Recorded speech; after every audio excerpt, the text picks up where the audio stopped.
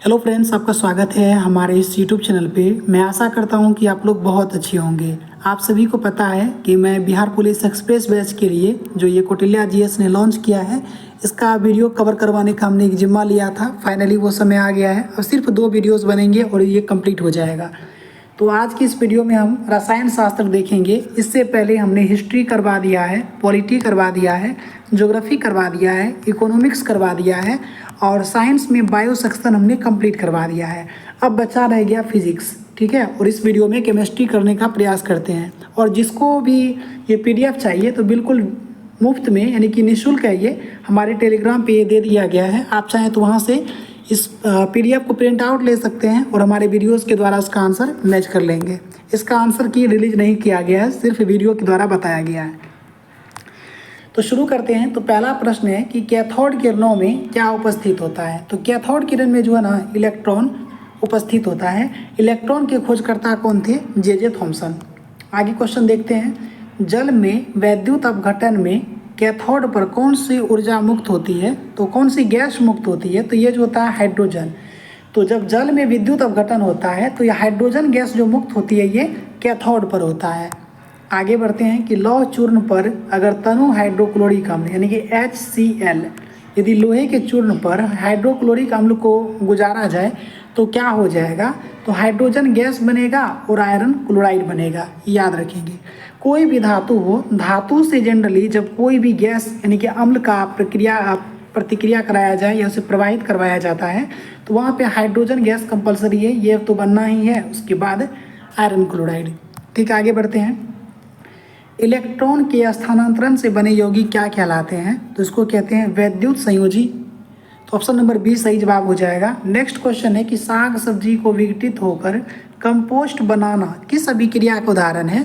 तो इसको कहते हैं ऊष्माक्षेपीय अभिक्रिया। ठीक है, हम जो श्वसन लेते हैं ना, हम जो सांस लेते हैं तो वह भी ऊष्माक्षेपीय अभिक्रिया का ही उदाहरण है। जस्ता तथा तनु हाइड्रोक्लोरिक अम्ल यानी कि जस्ता हो गया और HCl अम्ल की जब अभिक्रिया करवाई जाए तो कौन सा गैस बनता है?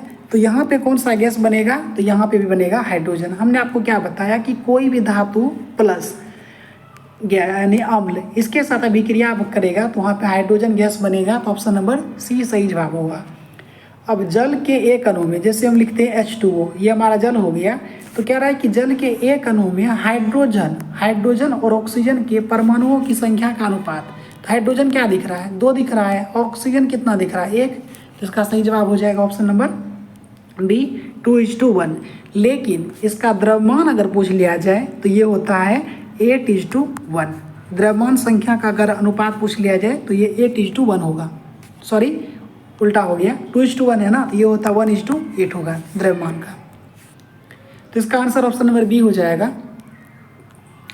आगे प्रश्न है कि चूना जल, ये जो चूना जल होता है इसका रासायनिक नाम क्या है? तो ये होता है कैल्शियम हाइड्रोक्साइड। और कैल्शियम हाइड्रोक्साइड का pH मान कितना होता है? इसे आप याद रखेंगे 12.4 होता है।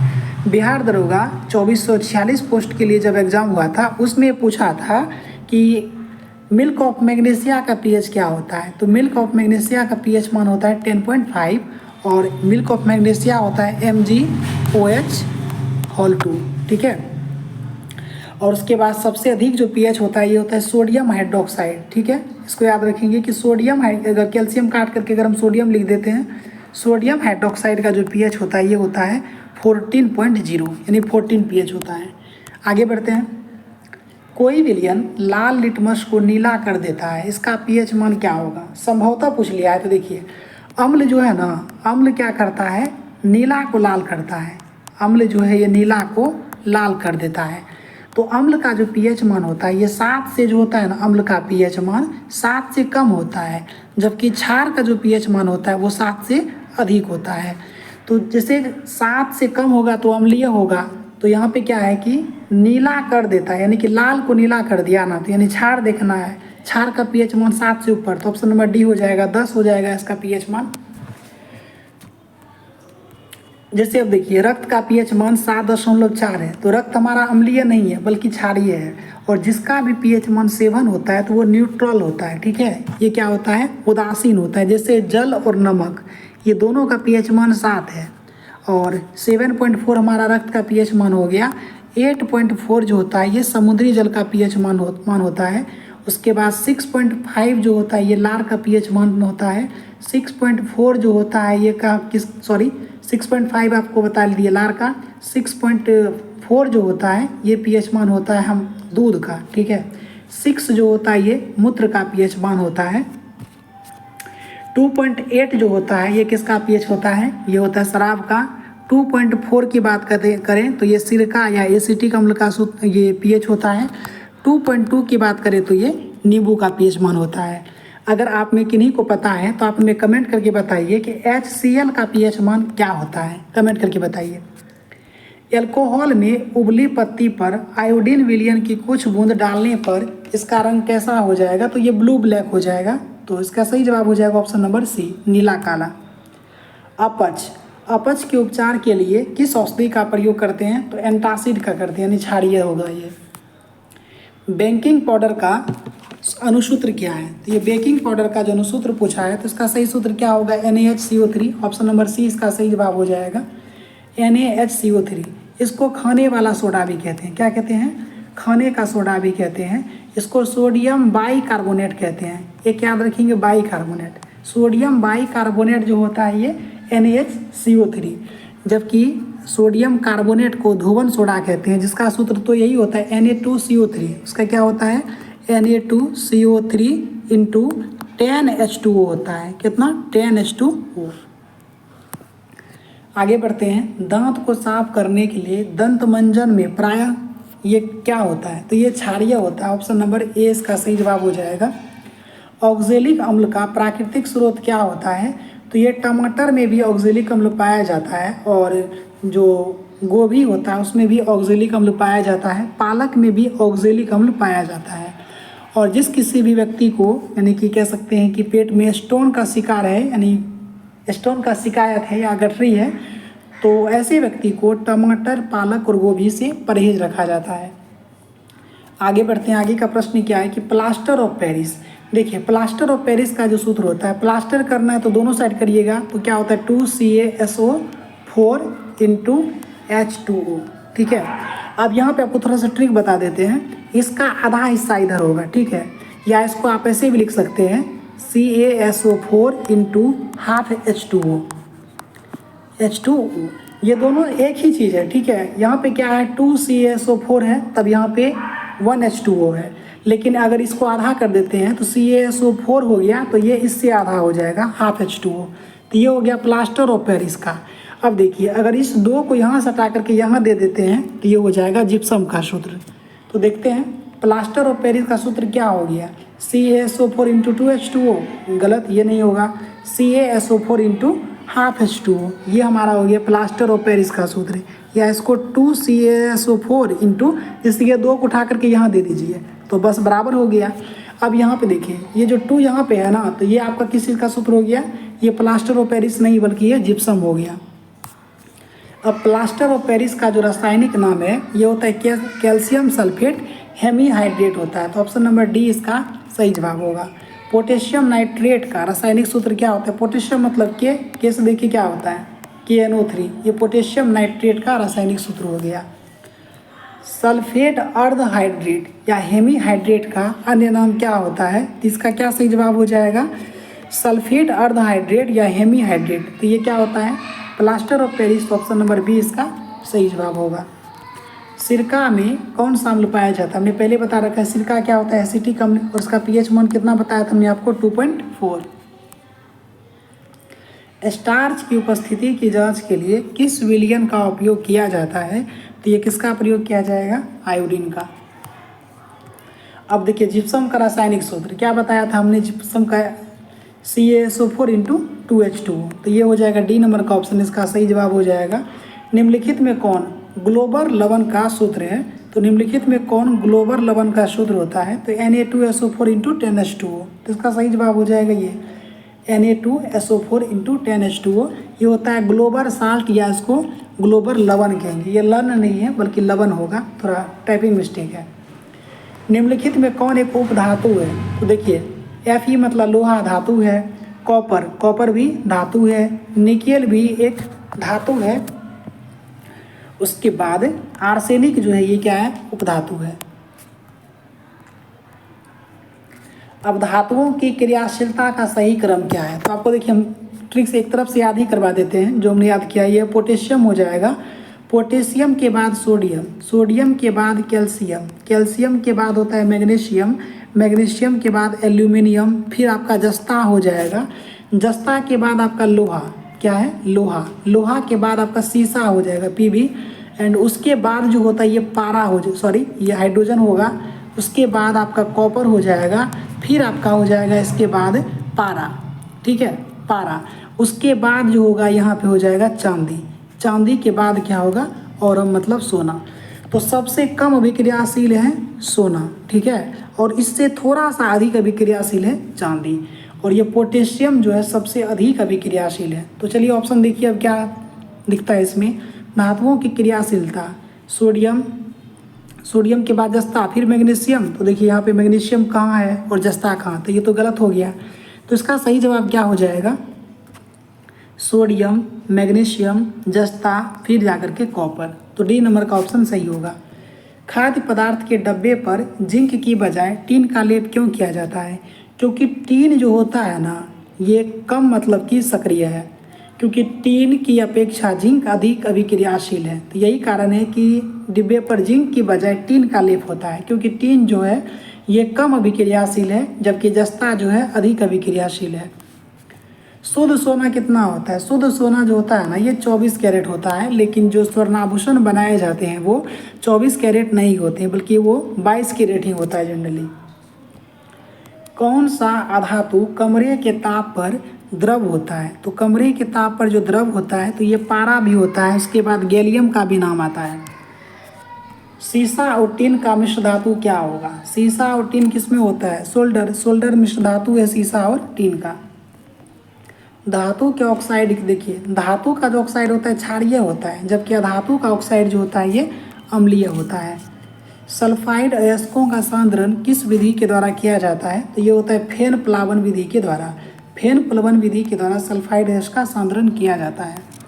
कॉपर का निष्कर्षण मुख्यतः किस अयस्क से किया जाता है, देखिए जितना भी ऑप्शन दिख रहा है ना, copper glass, copper pyrite, cuprite, ये सभी कॉपर का अयस्क है, लेकिन मुख्य रूप से जो कॉपर का निष्कर्षण होता है ये होता है क्यूपराइट।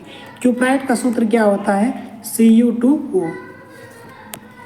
आगे बढ़ते हैं, वह धातु जो सिर्फ अम्लराज में घुलता है, तो ये क्या होता है, औरम, औरम मतलब सोना, सोना जो होता है अम्लराज, अम्लराज जो होता है ना एक्वारेजिया इसको कहते हैं, जैसे HCl होता है, इसमें HCl होता है और HNO3 होता है, इसमें संबंध होता है 3:1 का, 3 भाग HCl होगा तो 1 भाग होता है नाइट्रिक अम्ल का, इसको अम्लराज कहते हैं।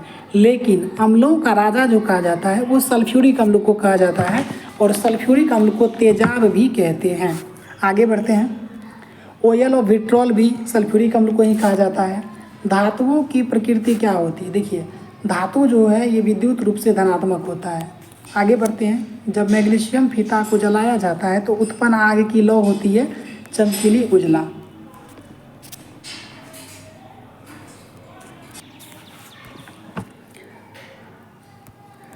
एक मिनट, अब इधर थोड़ा हम कर लेते हैं।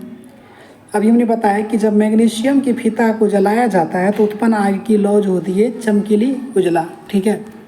अब देखिए एक्वारेजिया, अभी हमने आपको बताया था एक्वारेजिया जो है किसका मिश्रण है, ये HCl और ये HNO3 का है, इसको नाइट्रिक अम्ल कहते हैं, और इसमें संबंध होता है 3:1 का है, यानी कि 3 भाग इसका रहेगा तो 1 भाग इनका, ठीक है। तो सही जवाब क्या हो जाएगा, ऑप्शन नंबर सी। इनमें कौन अधातु होते हुए भी चमकीला होता है, तो ये जो है अधातु होते हुए भी जो चमकीला होता है ना, तो इसका सही जवाब क्या हो जाएगा, ये हो जाएगा आयोडीन। आयोडीन जो एक अधातु है इसके बावजूद भी ये चमकीला होता है। अब देखिए ब्रोमीन नहीं, ब्रोमीन जो होता है ना ये तरल होता है, तरल अधातु जो है ये ब्रोमीन है। सबसे कठोर प्राकृतिक पदार्थ जो है, पदार्थ या तत्व रहेगा तो क्या होगा, ये हीरा। अभिक्रियाशीलता का क्रम बताइए क्या सही है, तो हमने एक बार पहले ही बता रखा है आपको, फिर से एक बार बता देते हैं। हालांकि इसका सही जवाब हो जाएगा मैग्नीशियम, फिर एल्यूमिनियम, फिर जस्ता, फिर लोहा। फिर से आप एक बार याद कीजिए, पहले पोटेशियम होगा, फिर सोडियम होता है, फिर उसके बाद कैल्शियम, फिर मैग्नीशियम, मैग्नीशियम के बाद एल्यूमिनियम, एटलीस्ट आप इतना याद कर लीजिए। Potassium, sodium, calcium, magnesium, aluminium, यानी कि मियम वाला जितना नाम है सब ऊपर आ गया। पोटेशियम, सोडियम, उसके बाद यहाँ पे कैल्शियम, मैग्नीशियम, एल्यूमिनियम। एल्यूमिनियम के बाद अब देखिए जस्ता हो गया, फिर आपका लोहा, फिर पीवी, फिर उसके बाद पीवी के बाद आपका हो गया हाइड्रोजन, फिर हो जाएगा कॉपर, फिर जा कर के पारा, उसके बाद फिर चांदी, फिर सोना। तो सही जवाब इसका हो जाएगा ऑप्शन नंबर सी। लंबे समय तक आर्द्र वायु में रहने पर लोहे पर भूरे रंग का जो पत्र की पदार्थ की परत, यहाँ पर लिखा है कि रंग, थोड़ा सा इसको फिर से कर देते हैं, थोड़ा यहाँ पे टाइपिंग मिस्टेक है, कोई बात नहीं। तो कह रहा है कि जब लोहा को अगर हम आर्द्र वायु में बहुत लंबा समय तक रखते हैं तो उस पर भूरे रंग का एक परत की, भूरे रंग का जो है पदार्थ की परत चढ़ जाती है, तो इसको क्या कहेंगे? ये क्या होता है? जंग होता है। अब देखिए जंग लगने से जो होता है धातु का वजन यानी कि लोहा का वजन बढ़ेगा, लेकिन एक समय तक बढ़ेगा, उसके बाद फिर ये घटेगा। ये 67वीं बीपीएससी में पूछा गया प्रश्न था इस प्रकार से कि जंग लगने से लोहा का भार तो पहले बढ़ता है फिर घटता है, सिर्फ बढ़ता है सिर्फ घटता है, इस तरह का ऑप्शन दिया था। तो पहले बढ़ता है फिर बाद में जा कर के घटने लगता है। जंगरोधी स्टील क्या है? तो ये एक मिश्र धातु है। क्रायोलाइट, क्रायोलाइट जो है किस धातु का अयस्क है? तो क्रायोलाइट जो है ये किसका अयस्क है? ये एल्यूमिनियम का। ठीक है, आगे बढ़ते हैं। निम्नलिखित में सबसे भारी धातु कौन सी है? तो सबसे भारी धातु ऐसे तो ऑस्मियम होता है, ठीक है, लेकिन ऑप्शन के हिसाब से चलते हैं तो यूरेनियम। वेल्डिंग में किस गैस का उपयोग होता है? तो वेल्डिंग में ऑक्सीजन और एसिटिलीन का उपयोग होता है। वेल्डिंग में जो होता है ऑक्सीजन और एसिटिलीन का होता है, लेकिन यहाँ पर जो है एथाइन, ऑप्शन नंबर बी सही जवाब हो जाएगा। सोडियम फॉस्फेट का अनुसूत्र क्या होता है? सोडियम Na2PO4 होता है। तो इसका सही जवाब क्या हो जाएगा? Na2PO4 ऑप्शन देखना होगा। Na2PO4 ये वाला ऑप्शन डी। सोडियम फॉस्फेट का अनुसूत्र होता है Na2PO4। चीनी का रासायनिक सूत्र होता है C12H22O11। इसका ऑप्शन नंबर सी सही जवाब हो जाएगा। एथेनॉल या अल्कोहल का क्रियाशील समूह बताना है, तो ये सिंगल बॉन्ड OH होता है, याद रखेंगे। इसका सही जवाब क्या हो जाएगा? Option number A. अब अक्रिय तत्व बताना है, यानी इनर्ट गैस, यानी कि अक्रिय तत्व इनमें से क्या है? तो हीलियम जो है ये इनर्ट गैस है। प्रत्येक आवर्त सारणी जैसे शुरू करते हैं तो प्रत्येक आवर्त का जो पहला है ना ये क्षार धातु है, और प्रत्येक आवर्त का जो अंतिम सदस्य होता है ये क्या होता है? इनर्ट गैस है। जैव गैस यानी बायोगैस का मुख्य अवयव क्या होता है? तो ये मीथेन होता है। संतृप्त हाइड्रोकार्बन श्रेणी के सदस्यों को क्या कहते हैं? एल्केन कहा जाता है। संतृप्त हाइड्रोकार्बन श्रेणी के सदस्य को। एल्केन का सूत्र क्या होता है? CnH2n+2, ठीक है। जबकि CnH2n केवल रहेगा तो ये एल्कीन हो जाएगा, जबकि एल्काइन पूछा जाएगा तो सिर्फ ये माइनस कर देना है। ग्लूकोज का विखंडन पायरुवेट में होता है। यह प्रक्रम कहाँ संपन्न होता है? तो ये जो संपन्न होता है कहाँ होता है? तो इसका सही जवाब हो जाएगा कोशिका द्रव में। ग्लूकोज का विखंडन जो पायरुवेट में होता है ये कोशिका द्रव में। C60 फ्लोरीन जो है ये इसकी आकृति, एक्चुअली ये कार्बन का प्रूफ है, ठीक है, और इसकी आकृति जो होती है फुटबॉल की तरह। आयोडीन को निम्नलिखित में किस द्रव को घोलने से टिंचर आयोडीन बनता है? तो इसका सही जवाब क्या हो जाएगा? ये होता है ethyl alcohol, option number D. Ethanoic अम्ल को सामान्यतः क्या कहा जाता है? तो इसको एसिटिक अम्ल कहते हैं। एसिटिक अम्ल का pH हमने बताया 2.4। अब एसिटिक अम्ल क्या होता है कि जल में जो होता है ना 5%, जल में करीब 5% विलयन को मिश्रण को क्या कहते हैं? एसिटिक अम्ल। तो ऑप्शन नंबर डी इसका सही जवाब हो जाएगा।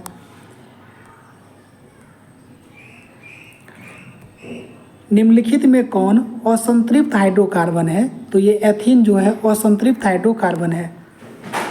वनस्पति तेल में क्या होती है? तो लंबी असंतृप्त हाइड्रोकार्बन श्रृंखला, ऑप्शन नंबर बी सही जवाब होगा। सिंगल बॉन्ड OH अभिक्रियाशील मूल वाले यौगिक क्या होगा? तो ये अल्कोहल होता है। निम्नलिखित कार्बनिक यौगिक में कौन यौगिक एल्काइन है? एल्काइन बताना है तो ये क्या होता है, एल्काइन एसिटिलीन। एसिटिलीन जो है ये एल्काइन समूह से संबंध है। आधुनिक आवर्त सारणी में दाएं से बाएं, तो जैसे ये हमारा आवर्त सारणी हो गया, तो इस प्रकार की जो लाइन हो गई ये हमारा आवर्त हो गया, ठीक है। और ये वाला हो गया हमारा वर्ग। आवर्त की संख्या 7 है लेकिन वर्ग 18 कह सकते हैं, लेकिन एक्चुअली यहाँ पे ए और बी ग्रुप में बटा है तो दोनों ग्रुप जोड़ने से 18 हो जाता है। तो ये हमारा आवर्त हो गया और ये ऐसे करके होता है ये हमारा वर्ग। तो आधुनिक आवर्त सारणी में दाएं से बाएं जाने पर, दाएं से बाएं और जाने पर परमाणु आकार और धनात्मकता जो होता है ये बढ़ता है। तो ऑप्शन नंबर इसका ए सही जवाब होगा। किसी भी कोष में इलेक्ट्रॉन की अधिकतम संख्या होती है 2n², तो इसका सही जवाब हो जाएगा ऑप्शन नंबर सी। आवर्त सारणी के प्रथम वर्ग का सदस्य जो होता है, प्रथम वर्ग का सदस्य जो है ये क्या है, एक क्षार धातु है। आधुनिक आवर्त सारणी में तत्वों के वर्गीकरण का आधार, देखिए प्रारंभ में जो था ये परमाणु भार था, लेकिन वर्तमान जो ये क्या है, परमाणु संख्या या परमाणु क्रमांक। और यह जो दिया था किसने, आधुनिक आवर्त सारणी जो है ये मोसले ने दिया था, ठीक है। और मोसले ने कब दिया था, सन 1913 में आधुनिक आवर्त सारणी, जो कि परमाणु क्रमांक या परमाणु संख्या पर आधारित है। अब देखिए त्रिक का नियम, त्रिक का नियम किसने दिया था, ये डोबेरेनर ने दिया था, 1817 में दिया था डोबेरेनर ने त्रिक का नियम। ये न्यूलैंड्स ने क्या दिया था, न्यूलैंड्स ने जो दिया था ये अष्टक का सिद्धांत दिया था। कब दिया था, 1865 में। मेंडलीफ ने क्या दिया था, आवर्त सारणी, मतलब पुराना जो पहले सबसे पहले जो आवर्त सारणी का खोज किया मेंडलीफ ने किया, ना कि मेंडल ने। मेंडल ने गार्डन पी नामक जो मटर का पौधा था उस पर शोध किया, लेकिन ये मेंडलीफ है। मेंडलीफ को आवर्त सारणी का जनक कहा जाता है, लेकिन आधुनिक आवर्त सारणी का जनक मोसले। मेंडलीफ ने जो आवर्त सारणी दिया उसमें वर्ग जो था 9 ही था और आवर्त जो था ये 7 था। और मेंडलीफ ने जो आवर्त सारणी दिया सन 1869 में दिया था। तो पहले जो दिया था मोसले ने दिया था, ये न्यूलैंड ने दिया था अष्टक का सिद्धांत कब, 1865 में। तो ये क्वेश्चन हमने ऑलरेडी करवा दिया। अष्टक का नियम किसने दिया, अष्टक का नियम न्यूलैंड्स ने दिया, जो कि कैल्शियम तक ही लागू होता है। और ये टोटल 56 जो है तत्व का खोज किया था। मेंडलीफ के आवर्ती नियम के अनुसार तत्वों का गुणधर्म जो होता है, मेंडलीफ का है ना, तो ये परमाणु द्रव्यमान या भार।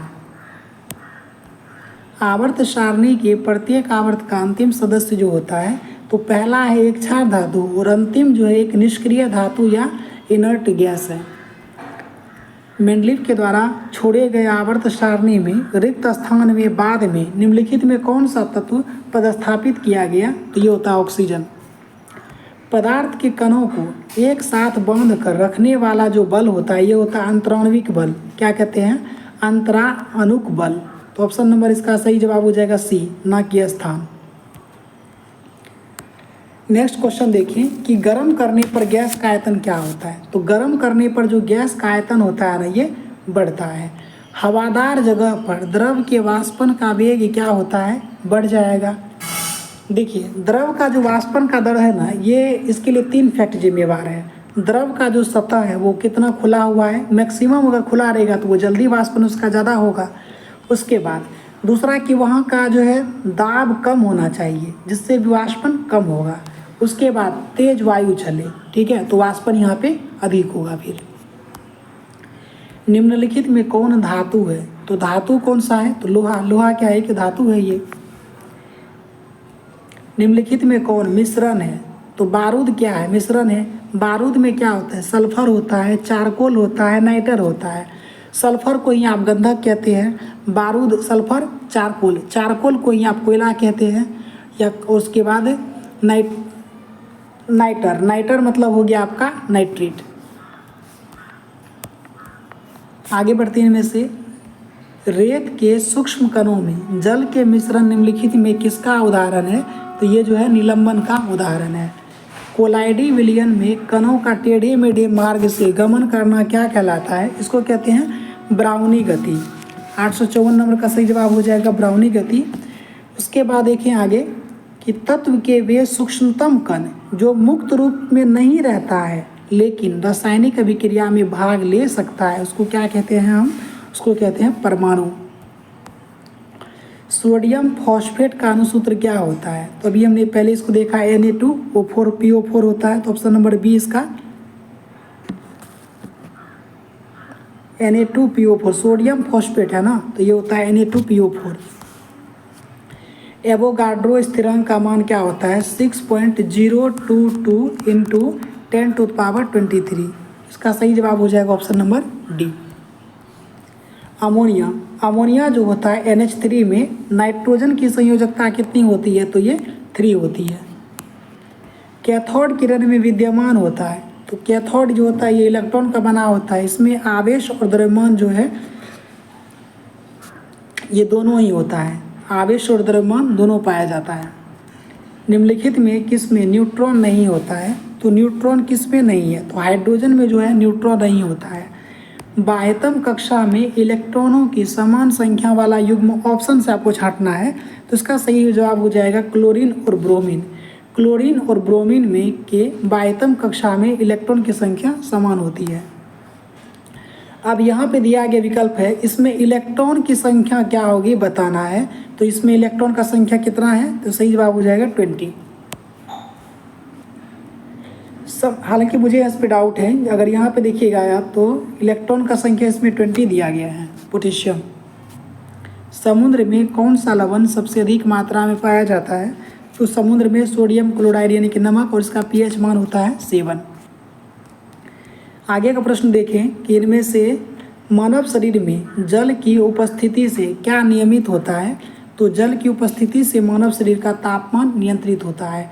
सीसा किस प्रकार का प्रदूषक है? तो ये वायु प्रदूषक है सीसा।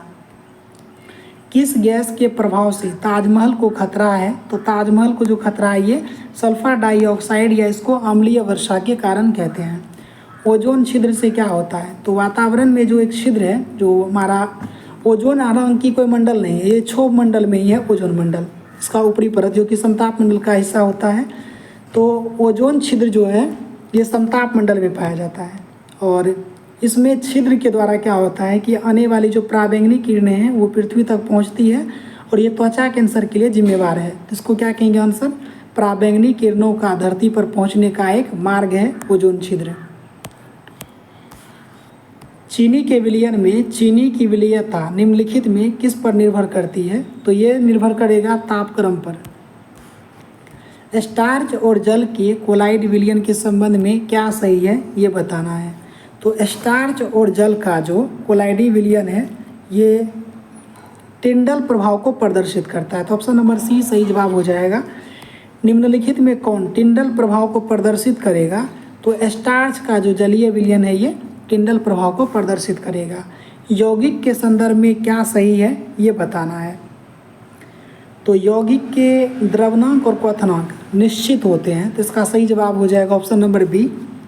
इनमें से कौन समांग मिश्रण नहीं है? तो समांग मिश्रण जैसे धुआं जो है एरोसोल है, इसमें क्या होता है धुआं में गैस में ठोस है, हवा हुआ, पीतल हो गया, ये सभी क्या है समांग मिश्रण है। कॉपर सल्फेट का रंग कैसा होता है? तो ये नीला होता है कॉपर सल्फेट का रंग। जब बेरियम क्लोराइड का विलयन सोडियम सल्फेट के विलयन में डाला जाता है तब किस रंग का अवक्षेप वो प्राप्त होता है? तो ये होता है उजला। आयोडीन तथा बालू को किस विधि से अलग किया जा सकता है? तो ऊर्ध्वपातन विधि के द्वारा। ऊर्ध्वपातन विधि के द्वारा ऐसे पदार्थों को अलग किया जाता है जिसमें एक पदार्थ ऊर्ध्वपातज हो, तो ऑप्शन नंबर बी हो जाएगा। आयोडीन हो गया, कपूर, नेफ्थलीन, एंथ्रासिन, ये इन सभी का जो होता है ऊर्ध्वपातन विधि से ही शुद्धिकरण होता है। किसी ठोस को उसके विलयन से शुद्ध रूप में प्राप्त किया जा सकता है, इसको कहते हैं रवाकरण। क्या कहते हैं? रवाकरण। रवाकरण विधि के द्वारा होता है किसी भी ठोस को उसके विलयन से शुद्ध रूप में प्राप्त करना। पदार्थ के अणुओं में परस्पर आकर्षण किसके कारण होता है? अंतराण्विक बल के कारण। कार्बन डाइऑक्साइड गैस को द्रवीभूत किया जा सकता है, तो कैसे किया जा सकता है? इसको ताप को घटा करके और दाब को बढ़ा करके। इसका सही जवाब हो जाएगा ऑप्शन नंबर सी।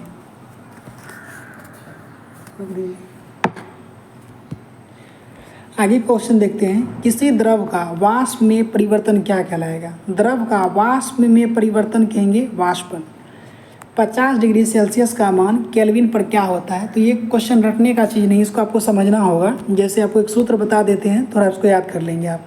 C - 0/100, उसके बाद F - 32/180 बराबर होता है R - 0/80, फिर इसके बराबर होता है K - 273/100। इसमें क्या होता है कि ये इसका हिमांक हो गया और ये इसका क्वथनांक। दोनों के बीच के अंतर से, जैसे कि केल्विन पैमाना पे सेल्सियस पैमाना पे जो हिमांक होता है 0 डिग्री और क्वथनांक होता है 100, तो उसमें क्या होता है हिमांक से C - 0 इसका हिमांक घटा करके हिमांक और क्वथनांक के बीच के अंतर से भाग देना है। जैसे F - 32, इसमें क्या होता है कि 32 जो है इसका हिमांक है और 212 क्या है इसका 212 जो होता है इसका क्वथनांक। 212 में से अगर 32 घटाएंगे तो आप 180 पाएंगे, उसी 180 से भाग दिया। रोमर पैमाना में भी वही है R - 0/80, क्योंकि R का मतलब इसमें हिमांक जो होता है 0 होता है, जबकि क्वथनांक जो होता है वो 80 होता है। तो 80 और 8 का 80 और 0 का अंतर 80 है, तो इसीलिए 80 से भाग दिया जाता है। इसको अगर आप निकालना चाहेंगे तो इसका सही जवाब हो जाएगा ऑप्शन नंबर A। फिर आपको बता रहे हैं C बटे क्या कर सकते हैं, चूँकि C में से 0 घटाना है, तो 0 नहीं भी घटाएंगे तो कोई मतलब नहीं बनता है। C/100 बराबर F - 32/180 बराबर है R/80 बराबर है फिर यहाँ पे K - 273/100। अब देखिए केल्विन में जो होता है हिमांक होता है कितना 273, ठीक है, और क्वथनांक होता है 373। जल, पेट्रोल, अल्कोहल और ईथर में वाष्पन का वेग का सही क्रम है, तो किसका वाष्पन का वेग सबसे अधिक है। तो देखिए ईथर का जो वाष्पन का वेग सबसे अधिक होगा 1 नंबर पे, फिर उसके बाद देखिए पेट्रोल जो होगा ये 2 नंबर पे, जल सबसे लास्ट में 4 नंबर पे, अल्कोहल हो जाएगा 3 नंबर पे। तो इस हिसाब से अगर आप मिलाना चाहें तो ईथर, पेट्रोल, अल्कोहल और जल, तो ऑप्शन नंबर B सही जवाब होगा। किसी द्रव पर दाब बढ़ाने से उसका क्वथनांक क्या होता है, तो ये बढ़ जाता है। LPG को रसोई बनाने के लिए किस रूप में इस्तेमाल करते हैं, तो गैस के रूप में होता है। निम्नलिखित में किस गुण के कारण किसी गैस का आयतन दाब बढ़ाने पर घट जाता है, तो ये होता है संपीड्यता के गुण के कारण। निम्नलिखित में किसकी गतिज ऊर्जा सबसे अधिक होती है, तो सबसे अधिक जो गतिज ऊर्जा होती है ये गैस में। विलयन में कोलाइडी कण का आकार क्या होता है, तो विलयन में कोलाइडी कण का आकार होता है 10⁻⁻6 सेंटीमीटर। अब देखिए एक होता है विलेय होता है, एक होता है विलायक, ठीक है। साधारणतः किसी भी विलयन में जिसका मात्रा अधिक होता है उसको विलायक कहते हैं, उसके बाद जो घुलता है उसको विलेय कहते हैं। जैसे मान लीजिए आपको शरबत बनाना है, शरबत में आप चीनी डालते हैं और पानी डालते हैं, ठीक है, तो चीनी आपका विलेय हो गया, ठीक है, चीनी क्या होगा आपका विलेय हो गया, जबकि पानी आपका विलायक हो गया। तो इसमें विलयन में कोलाइडी कण का आकार होता है 10⁻⁻6 सेंटीमीटर। अब यहाँ पे 2-3 क्वेश्चन और याद रखेंगे। किसी भी निलंबन का आकार पूछ लिया जाए तो निलंबन का आकार जो होता है 10⁻³ से 10⁻⁴ cm में होता है या उससे अधिक हो सकता है, जबकि 10⁻⁻7 सेंटीमीटर से कम विलेय के कण का त्रिज्या होता है। जैसे कि हमने आपको उदाहरण दिया, अभी शरबत बनाते हैं तो चीनी और पानी डालते हैं, तो चीनी जो होगा इसका जो कण का आकार होगा ये 10⁻⁻7 से कम होगा सेंटीमीटर में इसका त्रिज्या, ठीक है। आगे बढ़ते हैं। पायस क्या है, जैसे दूध क्या है, पायस कोलाइडी तंत्र है, तो इसका मतलब 2 मिश्रणशील द्रवों का मिश्रण है ये, तो ऑप्शन नंबर A सही जवाब होगा। ताप बढ़ने पर किसी विलायक में गैस की विलेयता में कैसे परिवर्तन होता है, तो ताप अगर बढ़ेगा ना तो गैस की विलेयता घट जाती है, तो ऑप्शन नंबर B हो जाएगा इसका सही जवाब। जबकि दाब बढ़ाने से गैस की विलेयता बढ़ती है, ठोस में ताप बढ़ाने से विलेयता बढ़ती है। तो आगे प्रश्न देखते हैं क्या है।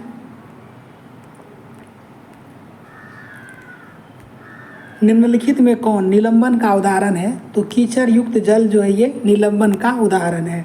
अब यहाँ पे दिया गया है कि मेथिल अल्कोहल जिसका क्वथनांक 65 डिग्री सेल्सियस और एसीटोन जिसका क्वथनांक 56 डिग्री सेल्सियस के मिश्रण से उसके अवयवों को अलग अलग करने की विधि क्या होता है।